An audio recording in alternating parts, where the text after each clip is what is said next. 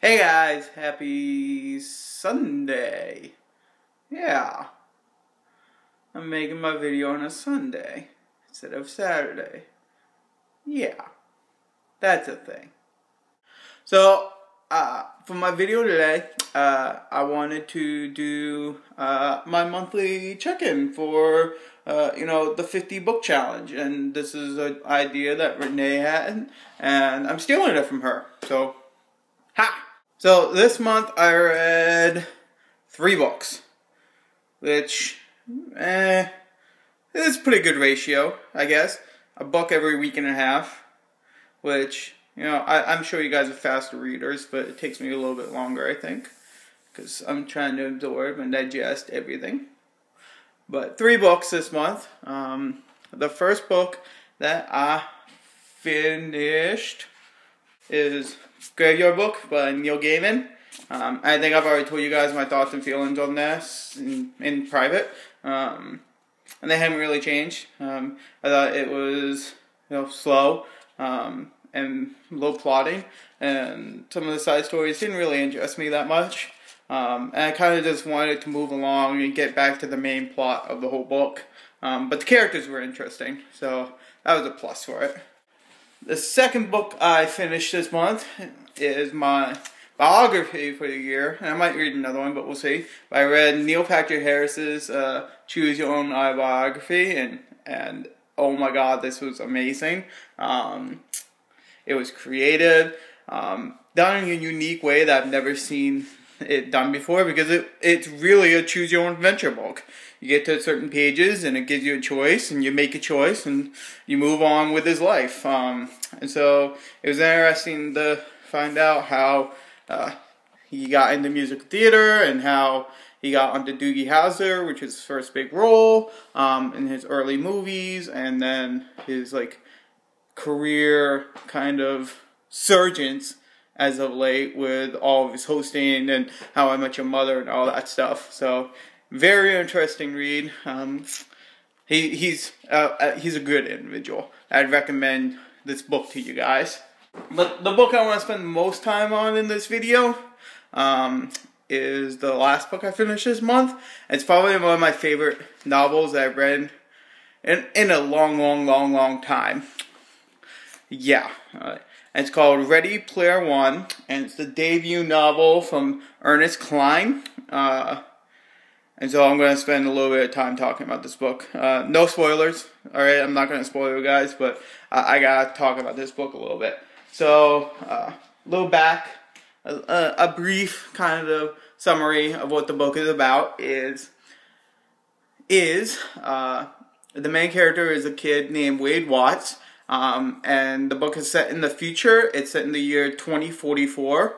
And you guys know that in today's kind of world, and I hope you guys realize this, but if you haven't, I'm going to share the news with you guys. But in today's kind of world, there's two kind of, realities. There's the quote-unquote real world that we all live in, and then there's the computer world. I think because we all have online friends and do a lot of things online, we understand that there's an entire world out there on the internet.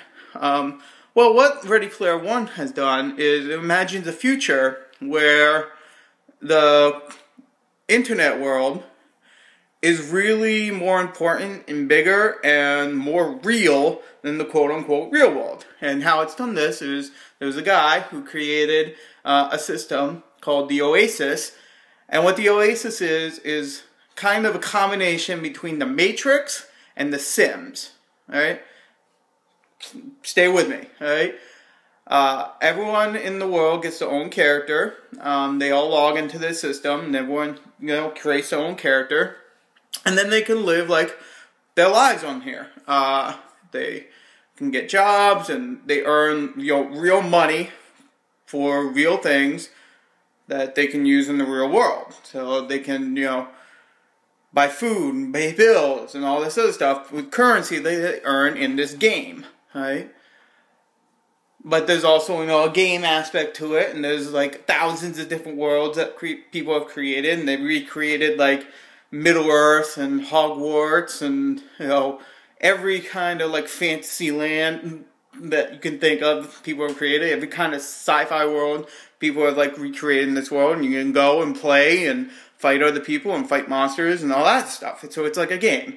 But the main plot of it is, in this world, the creator has just like recently died, right? But before he died, he created a contest for this game, where players could have to search for 3 keys. All right, 3 keys that open 3 different gates. So you get a key, clear a gate, and then you find the other key, clear the next gate, and find the next key and clear the other gate. Right, and you get clues along the way. And the winner of this contest, because the guy never had any children or anything, the winner of this contest gets the guy's immense fortune, which is billions of dollars, and they, you know, take control and run, you know, this world, this Oasis world, right? And so that's what the main plot is this kid, Wade Watts, who is, you know, trying to find these keys and, like, win this prize, right?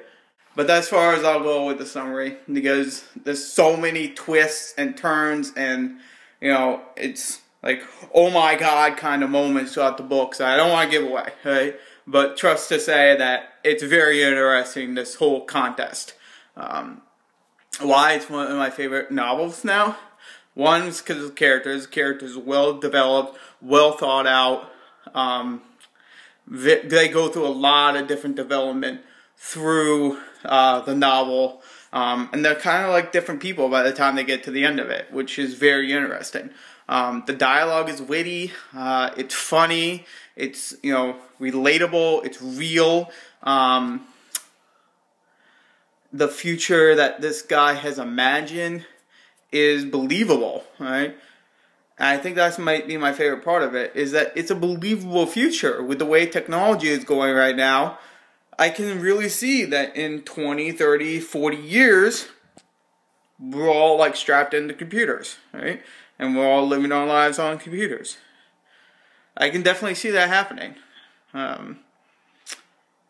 And, oh God, it's just, the villains are great in the book, and, oh my God. And then there's so many, like, nerd references in the book.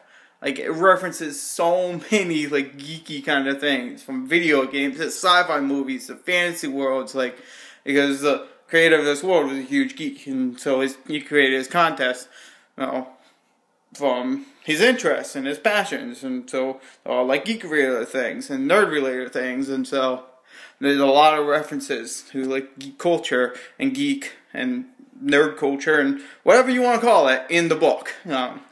And so it made me laugh, it made me like be surprised, it made me cry in some points, and like, you guys should read it. I highly recommend it to you guys. You guys should definitely read it. Definitely. Oh my God, you guys will love it as much as I do. I just know it. So yeah, those are the books I've read this month. So that's what I'm doing. Now, yeah, I gotta go back to packing. You know, getting ready to move out and getting ready to start a new chapter in my life, which is very exciting. So, I love you guys, and I will talk to you guys later. Bye.